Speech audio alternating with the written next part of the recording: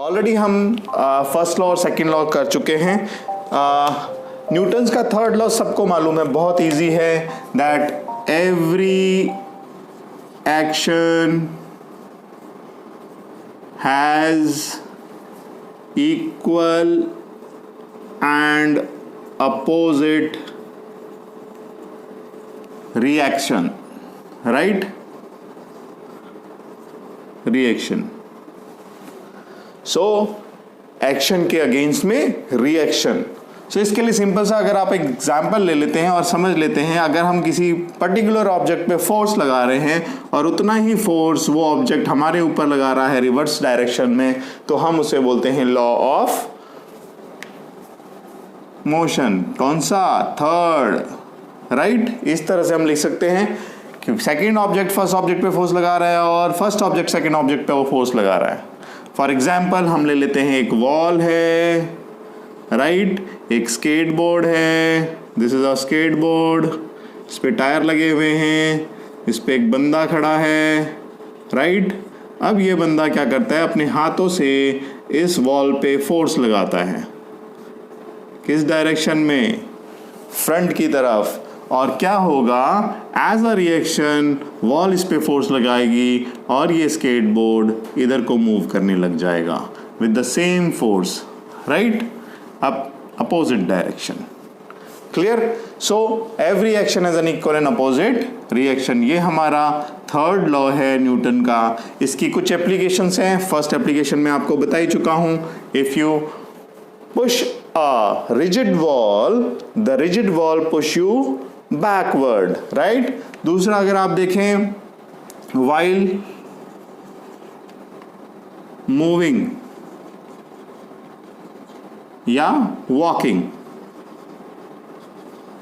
Right? जब आप चलते हैं तो आप ग्राउंड को पुश करते हैं और ground equal and opposite reactional force लगाता है आपको, जिसके कारण आप फॉरवर्ड की तरफ मूव करते हैं, राइट? इधर एक बंदा है, सपोज कीजिए ये एक बंदा है, इसने यहाँ पे फोर्स लगाया बैकवर्ड डायरेक्शन में, राइट?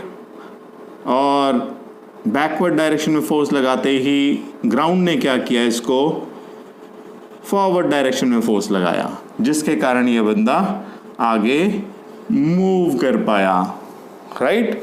सो व्हाइल मूविंग और वॉकिंग, थर्ड लॉ है हमारा न्यूटन का। सेकंड एग्जाम्पल, आपको काफ़ी एग्जाम्पल्स आते होंगे। रिकॉइल ऑफ गन बहुत अच्छा इंपॉर्टेंट एग्जाम्पल है। रिकॉइल ऑफ गन, कितने बच्चों ने बंदूक चलाई है?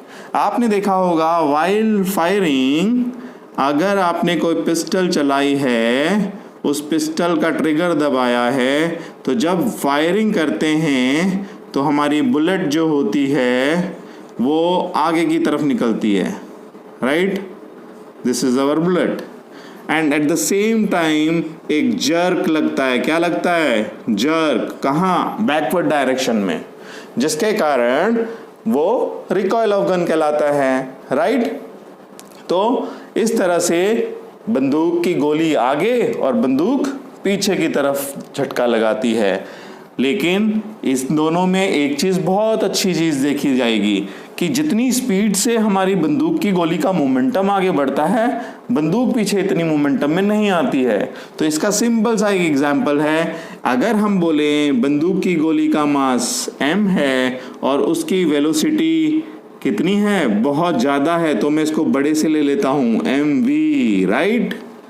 सेम कंडीशन में अगर हम बंदूक का मास लें तो बंदूक का मास मैं कैपिटल M से ले लेता हूं, क्योंकि मास उसका as compare to the bullet बहुत ज़्यादा है और इसकी वेलोसिटी हम बहुत छोटी ले लेते हैं, इसीलिए हमें इतना ज़्यादा झटका भी नहीं लगता, राइट? बट जितनी मोमेंटम से वो आगे जाती है उतना फोर्स वो ज़रूर लगाती है, बट ये दोनों एक दूसरे को बैलेंस कर देते हैं, इसलिए हम इक्वेट मानते हैं कि every action is an equal and opposite reaction.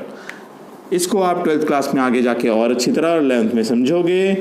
Third, आपने होस पाइप देखा होगा, राइट?